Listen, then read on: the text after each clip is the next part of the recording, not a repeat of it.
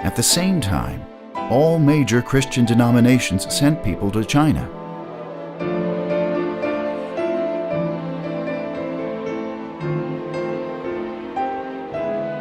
By 1894, 1,324 missionaries had gone to China. Especially noteworthy, in 1885, 7 students from Cambridge University and the Royal Military Academy came to China, often referred to as the Cambridge 7. They went deep into places such as Shanxi, Sichuan, Gansu, and Tibet to improve education and spread the gospel, dedicating their youth to China.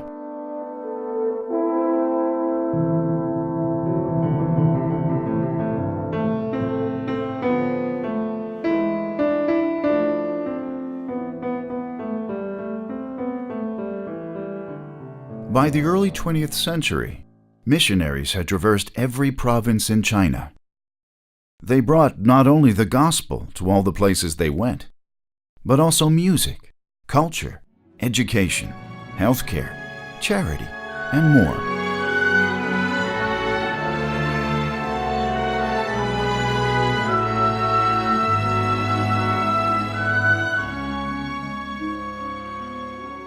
Although the missionaries did indeed come to China with love, they also did have to enter by means of force, coming in through the openings that had been created by war and international conflicts.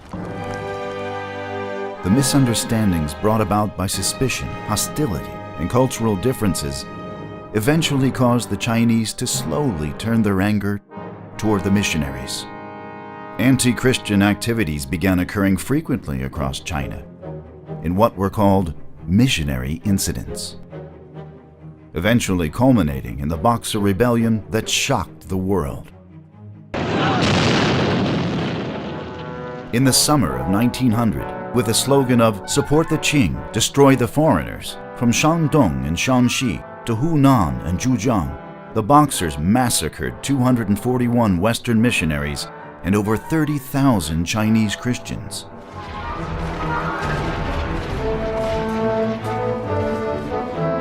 Nearly 10,000 residential homes were burnt in Beijing. The Japanese and German ambassadors were assassinated. On June 20th, the Empress Dowager Qi Shi ordered for the attack on embassies and the legation quarter. On the 21st, Qi Shi declared war against all foreign powers. Japan, the British Empire, the United States, France, Russia, Germany, Austria-Hungary, and Italy formed the Eight-Nation Alliance, and with a combined force of around 60,000 soldiers, captured Tianjin and occupied Beijing. The Qing government was forced to sign the humiliating Boxer Protocol. At this brutal time, the Western missionaries behaved starkly different from their governments. They were loyal to the one who had called them to China, the Lord Jesus Christ. They did not hate, did not resist, and did not even complain.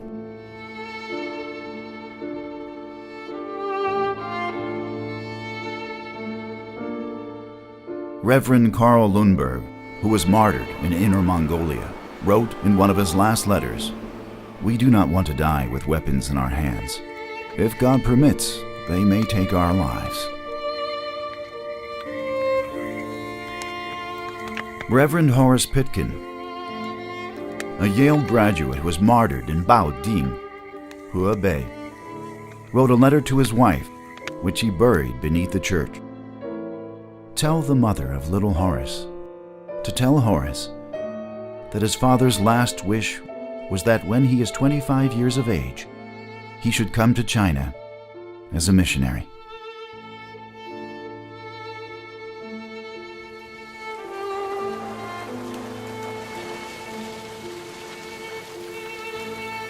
Before she was martyred, the 28-year-old Annie Eldred wrote in a letter to her family, "I do love the people so, and want to stay with them. But I will leave it all to God, and gladly say, 'Thy will be done.'"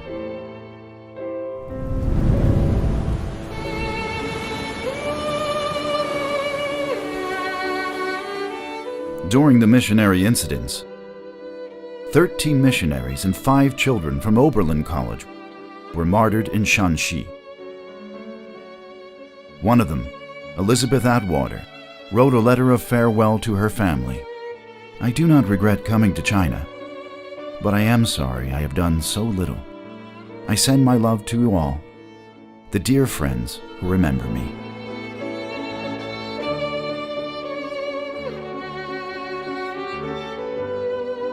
During the Boxer Rebellion, 58 missionaries and 21 children from the China Inland Mission were martyred.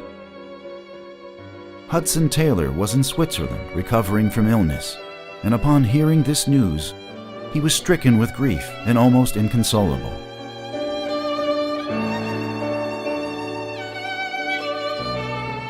He wrote, I cannot read, I cannot think, I cannot even pray, but I can trust.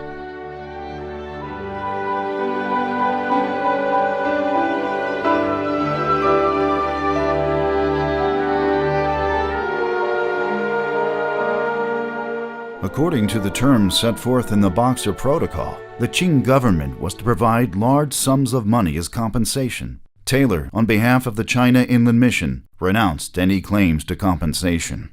Under the treaty arrangements with the Qing Empress Cixi, many countries claimed money. Hudson Taylor said, no, we are here for Christ. We know the risk. We knew when we came out to China there was a possibility of this happening. We do not want to claim 1 cent from the Chinese government. So no money was given to the CIM at all after the Boxer uprising. And I think God honoured that because it drew a line between the Western imperialist powers and the cause of the gospel, which otherwise would have been blurred. This statement shocked the world and brought forth an even stronger wave of missions. 7 years after the Boxer Rebellion, the number of missionaries in China had increased to 3,833 people.